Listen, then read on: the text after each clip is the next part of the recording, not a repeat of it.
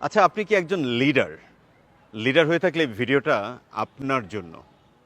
আমি অসংখ্য লিডারকে পেয়েছি যারা কিনা তার কলিগের কথা না উপরে বলে দেয় এবং বলে দিয়ে খুব আলাদা বাহবা নিতে চায়।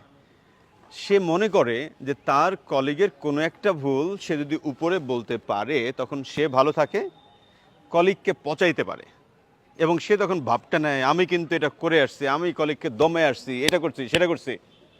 ভাই, আপনি বোকার স্বর্গে বাস করছেন, আপনি রং দুনিয়াতে আছেন, একেবারেই সোজাসাপটা কথা। সেক্ষেত্রে আসলে করণীয় কি? করণীয়টা হচ্ছে আপনার কলিগের কোনো বিষয় আপনার টপ ম্যানেজমেন্টকে বলবেন না, না না না, নিষেধ।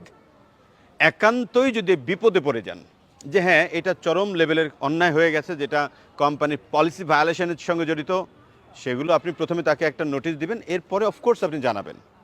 যদি ওই রকম ভায়োলেশন রিলেটেড না হয়, ছোটোখাটো ইস্যুস, এগুলো আসলে আপনার মধ্যে সীমাবদ্ধ রাখেন। ভালো লিডার হতে গেলে কলিগদের এই সকল বিষয়গুলো নিজের মধ্যে রাখাটা খুব জরুরি। আমার লাইফের সবচেয়ে ঘৃণিত একজন বস আছেন, সেই মানুষটা অসংখ্যবার আমার অনেক কথা টপ ম্যানেজমেন্টকে বলে সে ভালো থাকার চেষ্টা করেছে, বাট আনফর্চুনেটলি দিন শেষে সেও চরম বাজে আছে এবং তার লাইফটাও বরবাদ হয়ে গেছে।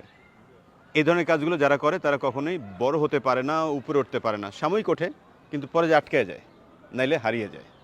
সো আজকের পর থেকে কলিগদের কথা আপনার নিজের মধ্যে রাখবেন, সব কিছু পাঠাবেন না। Thank you.